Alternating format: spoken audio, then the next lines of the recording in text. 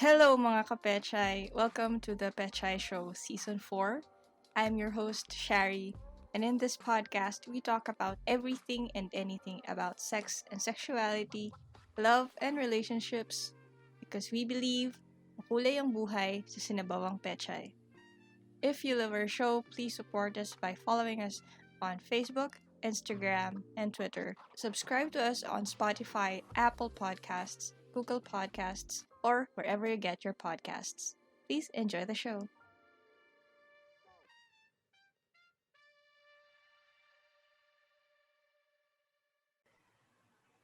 Hi mga ka-Pechay! Welcome to another episode of the Pechay Show Season 4. For tonight, we have two special guests, and we're gonna talk about the representation of sex and sexuality in Philippine cinema. And ang guests ko tonight, well, yung isa, probably kilala nyo na.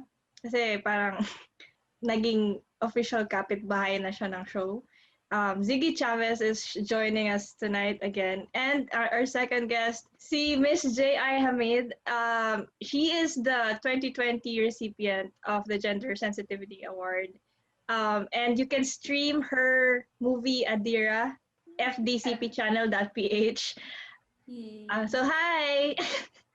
What's up and what's good? Hi! Hello! Grabe na feel ko yung power nung kay J.I.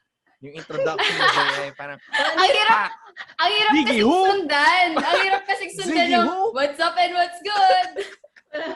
So, parang, hi! Yung kay J.I. may notes. Yung kay Oh. Ziggy. Andito siya ulit. andito na naman siya, oo. So, anong bago, Ziggy, since last time? Well, I've been starting my own podcast, but as of lately, life has been very busy with a lot of things. So, medyo it was put on hold. Life, love, relationship, work, it's all there. So yeah, it's sort of put on hold, but I'll be back anytime soon when Yeah. life permits it. Yeah. Alam mo, I can relate kasi I think itong previous season break was the longest one I've ever done. That's to the point na, should I even come back? Kasi parang life was good. So, but then parang I owe it to the listeners and all that dramatic shit. But yun. So, yung topic natin, as I said kanina, it's about sex and sexuality as depicted sa local cinema. I guess you can say na this past few years, medyo humahabol na tayo, in terms of Somehow. Ish. mature roles sa TV and film. Pero I think kulang pa yung realistic touch. So, to start, do you guys have any parang throughout your life? Kasi I think some of us will answer this with films na nakita nila nung way back, like bata sila or puberty age, ganyan. What are some films na napanood, local films na napaisip kayo or parang may shining moment na, oh my God, may na-realize ako about sex or my sexuality nung pinanood niya siya? Let's go with JF first. Honestly, nung tinanong mo yan sa akin, wala talaga akong maisip. To the Ang point. hirap! Ang hirap! Oo, I'm so sorry. to the point na kailangan kong mag-Google para makita, like, hindi ko ginugol na, okay, like, Philippine cinema, ganyan. Like, Filipino movies in general. Tapos nakita ko yung mga posters. Some of it napanood ko. Yung iba, hindi. Pero, tumatak sa isip ko, oh my God, wala ni isa sa mga pelikulang to ang nagpa-realize sa akin ng anything about sex or about my sexuality. And it's so sad. Yeah. Kasi, parang dumating sa point na parang niisip ko, maybe because Catholic nation ng Pilipinas. Yeah. Kaya ba, parang conservative pa rin yung mga tao. And parang uncomfortable sa mga tao na pag-usapan yung gantong topic. Parang ganun. So, honestly, wala. Pero siguro isa sa medyo parang, hindi ko alam kung related pa to. Medyo malayo na. Pero siguro isa sa parang, alam mo yung shining moment na parang, bigla akong naging woke. Right. Parang woke ako. Siguro yung Billie and Emma. It's an easy... Oh, kay Sam. Yeah. Oo. Sobrang, nagustuhan ko yun kasi parang kilig lang, ganon. Tapos, bihira ka sa makakapanood ng mga BL or GL series. Or, I mean, mga films.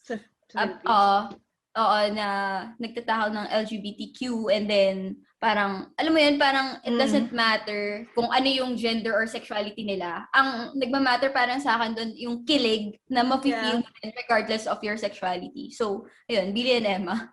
Yay!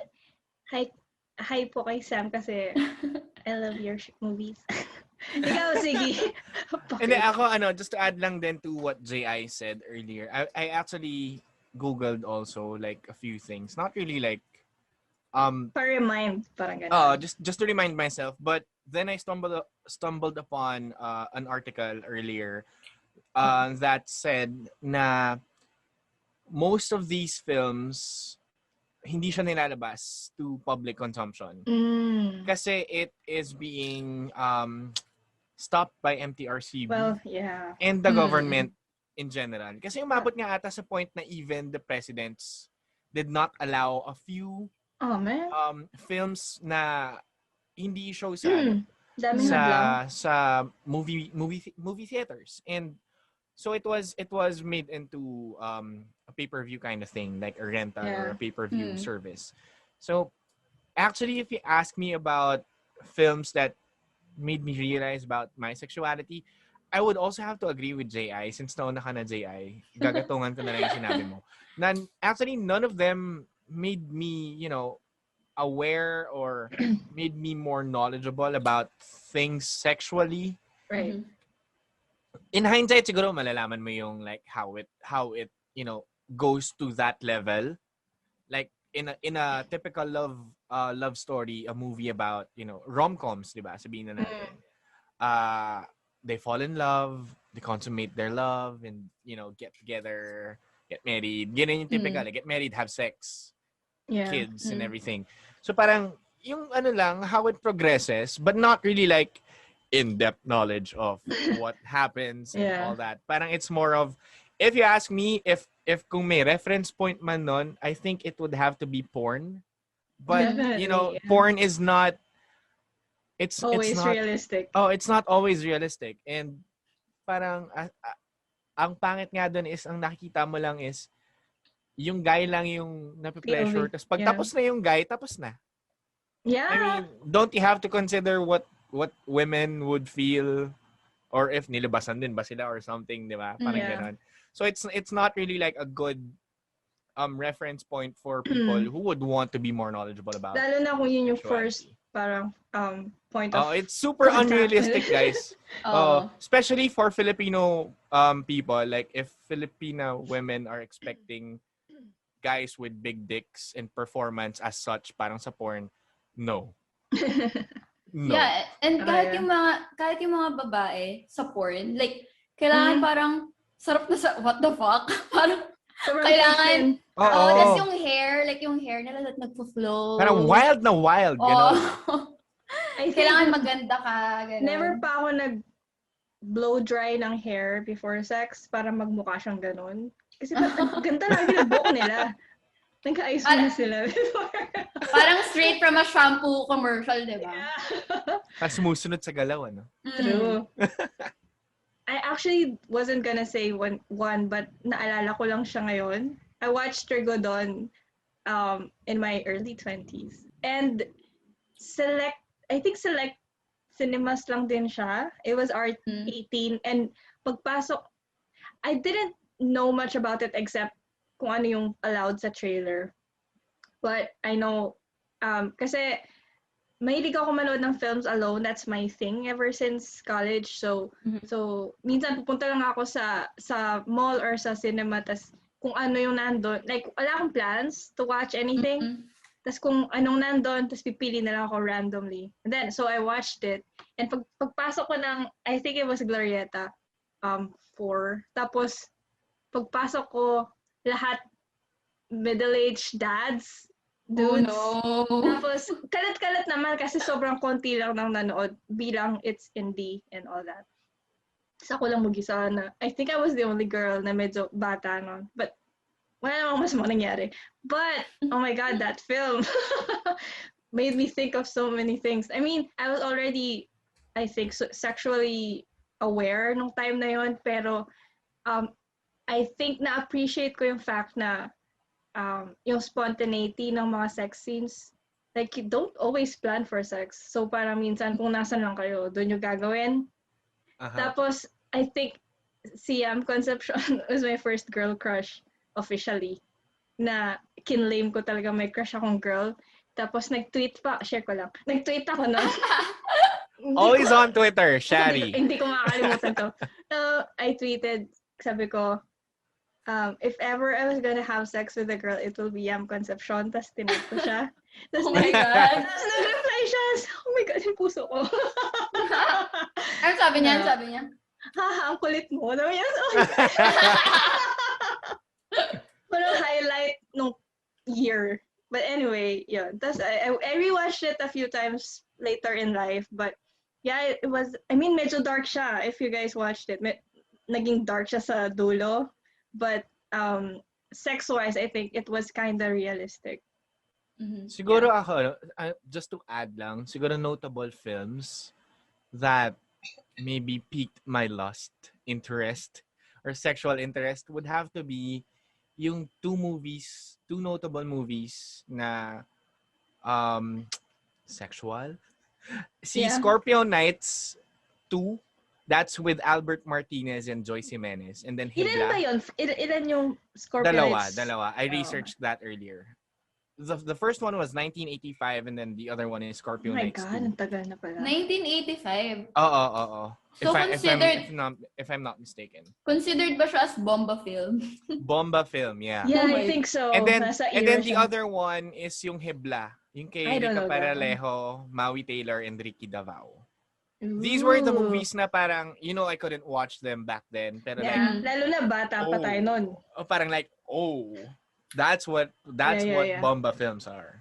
I remember sa parang house ng lola ko when I was a kid. Lagi kami andun ng mga cousins ko and there was this, hindi naman stock room, but a bunch of stuff is in there. Tapos may desktop computer. Tapos remember CD-ROM drives? Yung, my God, just in case you're too young for that. So parang I think I was gonna play a game sa PC. Tapos inopen ko yung drive ng CD. Tapos may Balahibong Pusa CD. Right? Then we go, I mean, I think meron akong konting idea na it was something I shouldn't watch and it's something for guys specifically. Yun yung mindset ko na Ano yung Balahibong Pusa? Oh, it's a bomba film. Yeah, I never watched it, but parang siguro sa mga kuya ko to, parang ganyan. So parang in fairness, sarili ko, alam kong it's a porny thing, but yeah. I think si Rica Paralejo din yun, if I'm not mistaken. But I think it was Rica and yun yung bomba age Katya. eh. Parang may bomba era, bomba film, bold movie era. Nung parang nagpipeak pa yung mga ganong films. Panahon ng Viva Hot Date. Yes. Sorry, it's Joyce Jimenez. Joyce Jimenez and Rica Paralejo.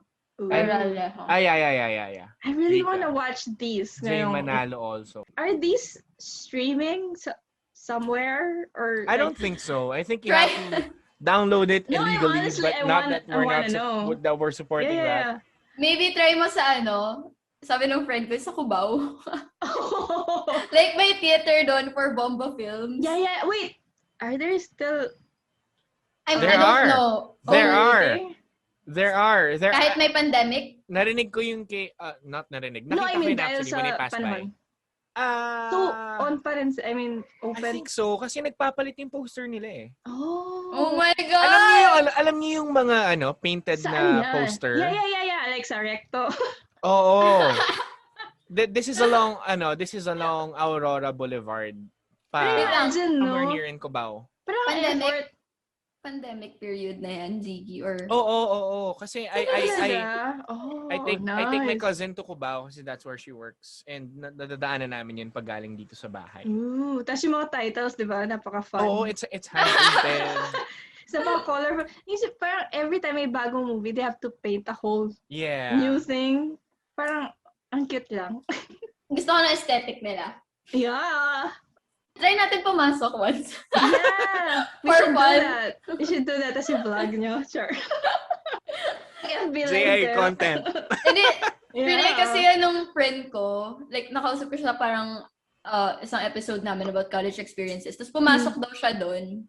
Tapos parang ang description niya is, may mga, yun nga, middle-aged men na madumi daw. Like, may mga tissue daw sa floor. Oh, no!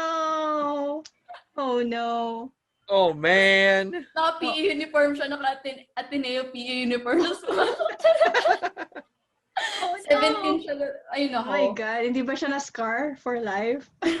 No witness niya. Oh my God. But Pero gusto kong matry. I wanna do that. Yeah. Hindi ko Once in pa- your lifetime, you should try, no? Yeah, I mean. Pero wag mag-isa, Sharee. Oh naman, Diyos ko. Baka ma-feature ako sa yung mga murder mystery podcast. Oh my God. Plot twist. Na parang na-mention nyo na kanina na may scarcity ng films na parang napaisip kayo or something about sex. So I guess this one is easier to answer. Have you ever seen Pinoy movies na may sex scenes or kasama siya sa story and sa plot and everything, but in your opinion, they weren't portrayed realistically? Weren't. Were not, yeah. Muna Aziz. Okay. I think Madami siya naisip ko lang bigla was One More Chance. Ang daya mo! Boy! Hindi, wait. This is Sige. ano lang, like, I mean, probably there would be people who would do that, but like for it to be that animated, parang I think it's... But may music kasi. Oh, shit. I have a love-hate relationship with that movie in particular. I think everyone does.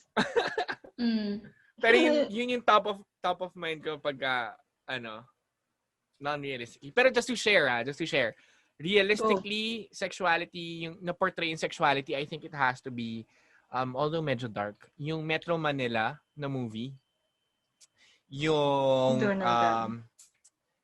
you can view it on Netflix. Ooh, Pero it's not about having sex. It was more about the prostitution kasi. Yeah.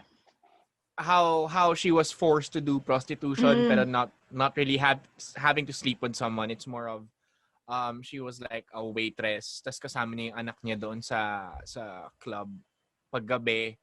Tas pag umaga uwi sila ganon. And then another one has to be something related to would be Cuddle Weather. Yung kay Sue Ramirez tsaka kay RK Bagatsing. Yeah. Yung ganong lang, like realistically nandun yung feelings that happen when you have sex. Parang sex workers din sila, yes, right? Yes, they are. Yeah. And yun nga yung sabi nila kasi doon sa Cuddle Weather, bawal daw ma-in love, sex lang.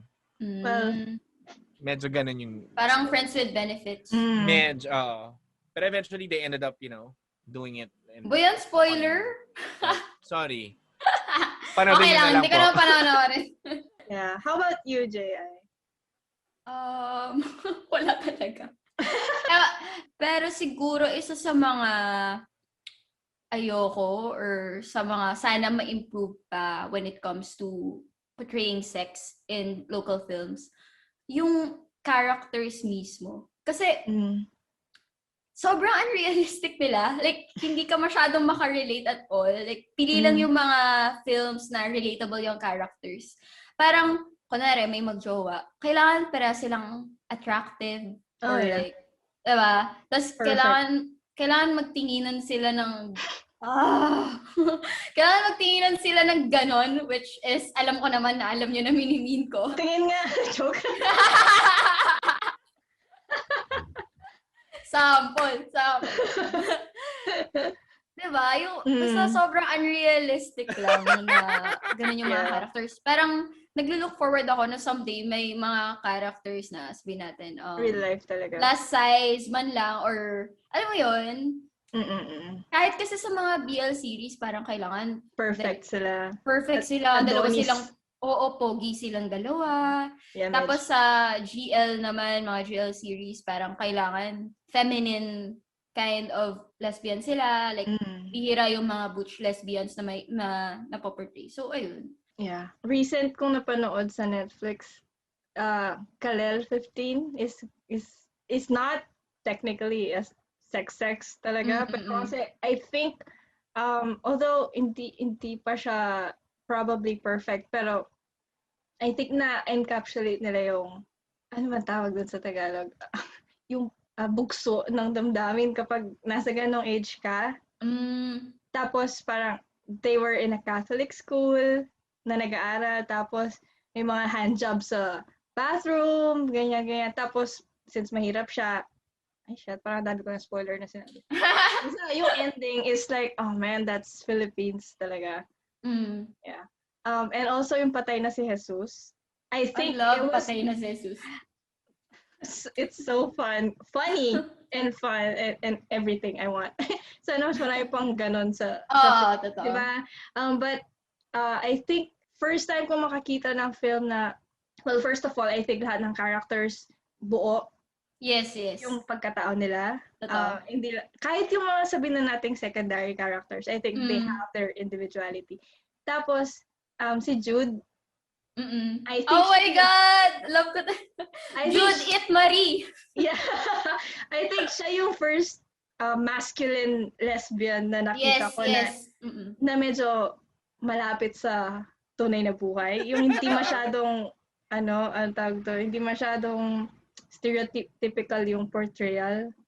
Yeah. So, ayun lang. Tuwa ko dun. Ako din. Saya niya. Stan, patay na si Jesus. Yeah, Jesus is dead. Actually, nasa list ko din yun na, ng yung sa mga films na at least okay yung sa sexuality. Pero hindi ka sure siya about sex at all, di ba? More like, more on, ang dami niyang issue actually. Family and yeah. Pero ang galing kasi, tuwa lang. Ngayon na napag-usapan na natin yun. As a filmmaker, Ziggy, joke. Yoko na, mama. Hindi kasi, well, you made a film na parang, paano ba, Go, J.I! Spoiling. Parang, Direk! in-embrace niya yung sensitivity and inclusive siya, I would like to say. Lalo na ngayon, well, naman natin parang, anong year ba nag-start yung Me Too, MMS? So parang lahat pro-women yun. But without riding the hype nung modern feminism or whatever, I think it did a good job sa portrayal ng modern Filipina. Basta, you know what I mean. So ngayon, with that in mind, na dami kong sinabi. Kasi, you never know, baka may mga nakikinig pa sa podcast na to na are creative in spirit, na may aspirations in the future na gumawa ng, di naman necessarily pelikula, but anything, any form of art that they want. Kasi lalo na ngayon, people are more, parang mas mataas yung awareness natin today about inclusivity, equal rights and all that, which is good. But as a person with a platform like yourself, may advice ka ba sa kanila sa parang proper way of portraying characters, like women, men, LGBTQ, sa subjects ng sex and sexuality, or how to dance around those very, very hot topics ngayon? Haba na question. Sorry. Okay lang. Thank you. Miss Universe pala. Kaway. Hindi. Ako siguro, ang advice ko, which is advice ko rin naman sa sarili ko every time nagsusulat ako for a film or actually kahit minsan hindi ko siya nakikita na magiging film kasi wala naman akong pera. Oh my God. Like I have to wait for grants. So, pag nagsusulat ako, iniisip ko na relatable yung character ko. It doesn't really matter kung ako yung nakaka-relate, pero like may mga kilala akong makaka-relate sa character na to. Kasi hindi naman sa lahat ng character makaka-relate ka, diba? Oh, So, dun sa film ko, which is yung Adira, personally kasi nakaka-relate ako sa kanya. Nangyari kasi yun sa mom ko mismo. Like, before niya na-meet yung dad ko, kailangan, muntik siyang ipakasal sa ibang guy and all that.